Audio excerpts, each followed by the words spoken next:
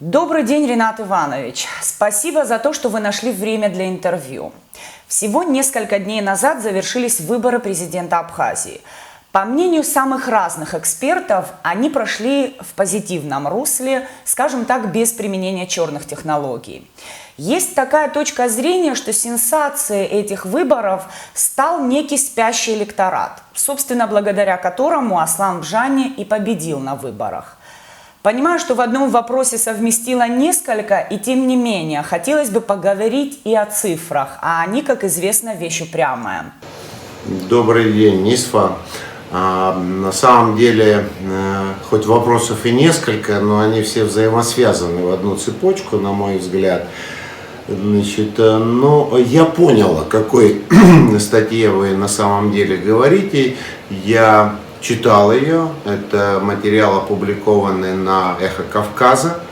И вот как бы первое противоречие с этим материалом состоит уже в вашем вопросе. Вы абсолютно правильно заметили, что цифры вещь упрямая, в отличие от автора той статьи, которая утверждает о том, что цифры вещь лукавая. На самом деле нету никакого спящего электората. Я вообще очень аллергично отношусь всякий раз к высказываниям журналистов, абсолютно не погруженных ни в специфику, ни в терминологию. Есть электорат устойчивый, есть электорат неустойчивый, есть электорат протестный. Но вот такого определения «спящий электорат» я не слышал. Если имеется в виду, что явка на выборах в 2020 году была выше, чем в 2019, да, это так. Вот, но разница в процентах очень небольшая. Очень небольшая, она составляет всего-навсего 6,38%. То есть, если явка на выборах в 2019 году у нас составила в первом туре 65,18%, то, соответственно, а во втором туре она была выше 65,99%. Вот если брать за основу эту цифру 65,99%, то и сравнивать с явкой в 2020 году, то превышение не очень значительное. В этом году явка составила чуть более 71%, а точнее 71,56%.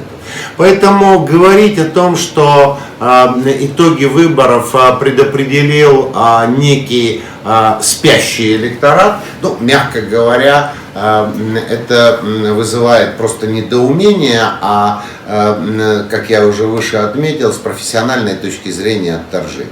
При этом, когда автор говорит о том, что цифры вещь лукавая, действительно она лукавая. Лукавая в руках лукавых людей. Вот, касаясь темы того же экс-министра внутренних дел Леонида Дзяпшба, она в частности утверждает, что на самом деле его электорат в абсолютных цифрах остался тем же.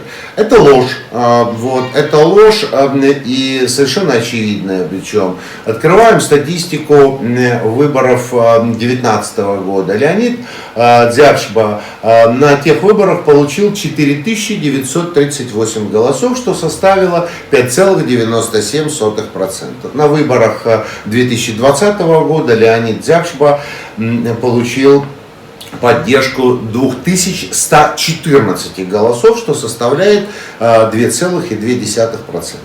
Вот. Таким образом, здесь, с одной стороны, непрофессионализм, причем совершенно очевидный, и попытка введения общественности в заблуждение. Ну, собственно говоря, эта попытка, она усматривалась уже изначально, когда Аслан Убжания почему-то на 2% значит, были уменьшены показатели его поддержки электоральной, и наоборот, значит, Адгурадзенба в интерпретации автора статьи получил на 2% больше. Таким образом, разговор с цифрами и с некими не очень понятными терминами, полагаю, дальше обсуждать избыточно. Еще раз к вашему вопросу. Да, цифры вещь упрямая. И говорят они о следующем. На самом деле, с одной стороны, люди бесконечно устали. Это уже не утомление, это глубокая усталость, значит, от всего того, что они пережили за последние 6 лет. Достаточно только нескольких цифр, вы понимаете, когда в 2014 году на, значит, примерно цифру общегодовых совокупных доходов населения в соотношении с расходами мы имели положительное сальдо, то есть доходы, говоря проще, превышали расходы, пускай не намного, но превышали, и люди это чувствовали, и была какая-то стабильность, то в 2018 году доходы уменьшились совокупные более чем на 2 миллиона, а расходы возросли более чем в 2 раза и составили порядка 42 миллионов рублей. Совокупно, повторяю, имеется в виду, значит, доходы всего населения.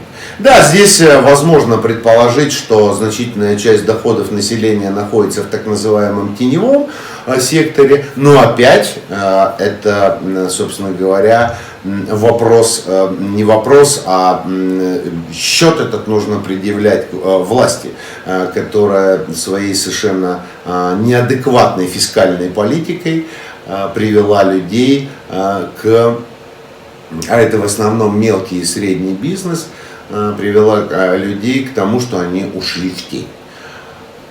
Значит, соответственно, катастрофическим образом совершенно можно охарактеризовать криминогенную ситуацию.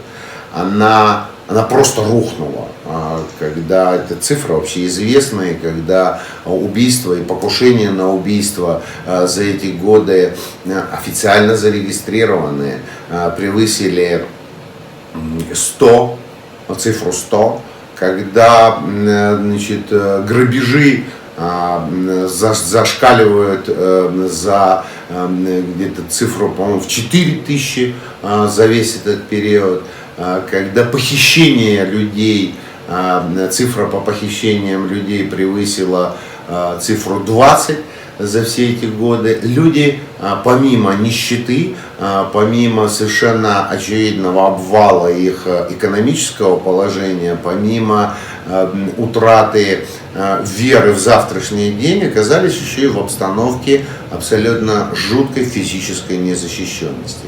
И вот это все вместе, плюс надежда, плюс все-таки желание вырваться из этого положения, вот именно эти два фактора в соединении и привели нас к тому итогу, который мы имеем. И, собственно говоря, вот эту самую надежду, вот этот самый шанс люди абсолютно четко ассоциируют с Асланом Убжанией, и это показали итоги этих выборов. Есть на самом деле, вот опять возвращаясь к этому материалу, такой вот тезис о том, что, дескать, это Аслан Убжания стал символом протестов, Аслан Убжания стал символом митингов, перекрытий дорог. Иначе как бред подобную точку зрения я определить не могу. И не потому, что там мои симпатии определены вполне конкретным образом. Нет, это не так. Протесты перекрытия и иные формы деструктивной гражданской активности, они предопределяются действиями власти в первую очередь.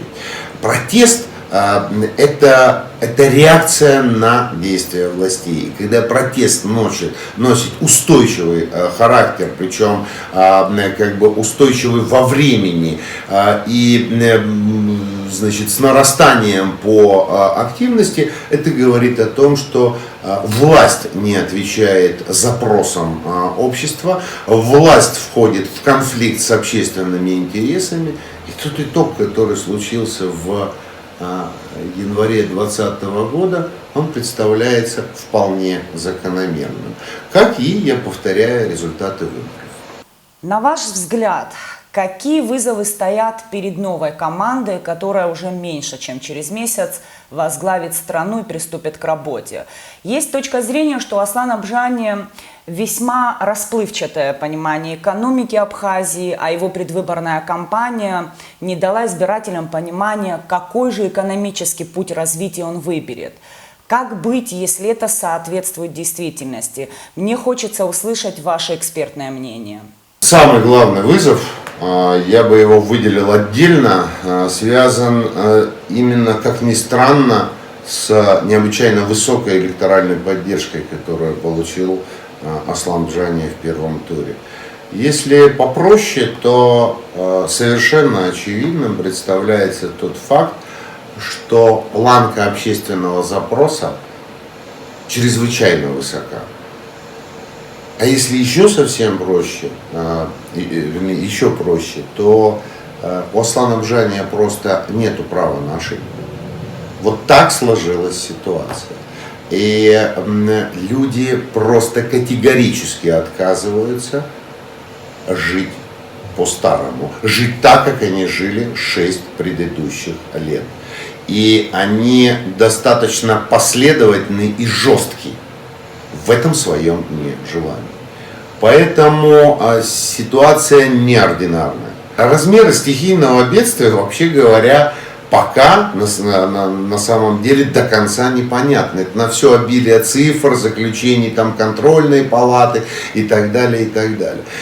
Исправлять и выходить из этой ситуации нужно будет нестандартными шагами, нужно будет современным мышлением, подходами и технологиями.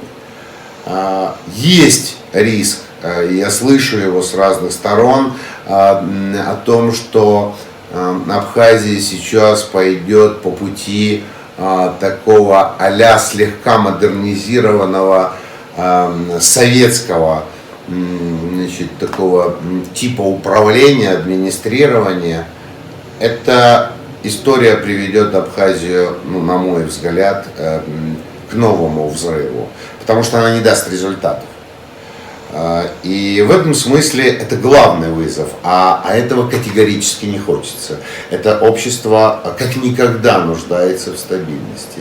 Поэтому, значит, вот сама обстановка, сама ситуация, само объективное состояние Абхазии сегодня уже само по себе главный и основной вызов. Следующий момент связан с типом мышления. Это как бы перекликается с первой частью моего ответа, но не только здесь имеется в виду тип мышления не только управленцев. Вот, этот суррогат такого, знаете, советского администрирования на управленческом уровне с паразитарным типом мышления у простых людей, значит, вот это второй вызов. И то, и другое надо ломать. Говоря проще, одни должны функционировать эффективно, с результатом, который будет цифроваться, с результатом, который будет видно и глазами с точки зрения визуального ряда, и цифрами с точки зрения процентов и показателей. А у простых людей должно наконец возникнуть понимание того, что они сами могут зарабатывать деньги. Но для этого им нужно создать соответствующие условия. И эти условия должна создать власть. И тогда, когда начнет реально, наконец, формироваться национальная экономика, а точнее ее реальный сектор, тогда, когда начнут меняться показатели занятости или, проще говоря, безработицы, тогда, когда заработает, собственно говоря, режим такого, знаете, позитивного вовлечения в процесс, когда все осознают, что, собственно говоря, менять ситуацию можно только сообща. Вот очень много разговоров об объединении в обществе, но нету совершенно никаких разговоров о том, вокруг чего объединяться. Вот, призывы к объединению вообще, они напоминают леопольдовское: ребята, давайте жить дружно. Давайте, нужно жить дружно, безусловно. Но объединяться с точки зрения развития государства можно вокруг чего-то. Во-первых, это идея, во-вторых, видение того, как эту идею реализовать. И здесь важно все. Здесь важно состояние и эффективность самой власти. Здесь крайне важен тип мышления, который превалирует в обществе. И здесь крайне важна экспертное так называемое сообщество. Его в Абхазии, к сожалению, оно есть. Я не хочу в этом смысле никого обижать, оно есть, но оно, так скажем, несколько деформировано в сторону разговоров на тему обо всем и ни о чем. Понимаете? А здесь нужно специализироваться и формировать экспертные площадки по направлениям в самых разных областях. Это второй вызов. Третий вызов — это, безусловно, хотя его многие не без оснований ставят на первое место, это вызов, связаны с состоянием криминогенной ситуации. Я как-то в одном из интервью говорил, что я не пойму, кто и когда поставил знак равенства между понятием абхазское и криминальное. Я не только сейчас веду речь о криминале, о преступном мире. Дело в том, что криминал и преступный мир будет действовать в рамках дозволенного, и не только власть. Мы сами, общество, дозволяем криминалу себя вести так, как он себя ведет, пока эта ситуация не изменится усилиями одной власти. Результата не достичь. И здесь крайне важно соответствующие посылы от власти к обществу, вовлечение властью общества в этот процесс. И тогда, когда вот эти три составляющие заработают, мы пойдем дальше. У меня в этом смысле сомнений нет. Безусловный вызов, значит, который, собственно говоря, крайне опасен по тенденциям, это история макроуровня. Вы прекрасно знаете, какие сейчас процессы идут и макроэкономические. Туда сейчас еще вмешалась пандемия коронавирусная, которая еще более обрушит и уже обрушает, собственно говоря, мировой экономический уклад. И в этом смысле, конечно, нам не безразлично то состояние, то положение, в котором пребывает сегодня Российская Федерация, наш единственный стратегический партнер. Российской Федерации очень непросто, и в этом смысле мы должны не только сочувствовать Российской Федерации, но и какими-то своими конкретными действиями создавать основу для перехода нас в самодостаточное состояние. Мы не можем бесконечно долго полагаться исключительно на помощь Российской Федерации. Опять мы возвращаемся в некотором смысле в начало. Нам необходимо создавать национальную экономику, в которой будет работать реальный сектор. Все иное – это тупик. И вы понимаете, опять возвращаясь к типу мышления, я в последние месяцы неоднократно этой темы касаюсь. Мы все должны понять, это не только Аслан Бжани, это не власть, которую он сформирует ни на институциональном уровне, ни вообще. Мы обязаны понять, что только вместе консолидация власти и общества сможет нас вывести на результат. Критерий может быть один в данном случае. Это критерий эффективности. Все остальное, либо функция работает, либо она не работает. Эти сепаратные договоренности о консолидации между фамилиями, между какими-то кланами, группами, между бывшими или настоящими политическими оппонентами, и даже между властью и возвращаясь опять в начало к тому материалу, с которого мы начали, такой скрытый был ядовитый укус со стороны автора статьи о том, что, дескать, в этот раз пошли голосовать даже представители криминального мира. Ну, во-первых, в этом ничего плохого нету. Представители криминального мира являются гражданами, такими же гражданами, и в правах избирательных их никто не поражал, да и невозможно это по Конституции.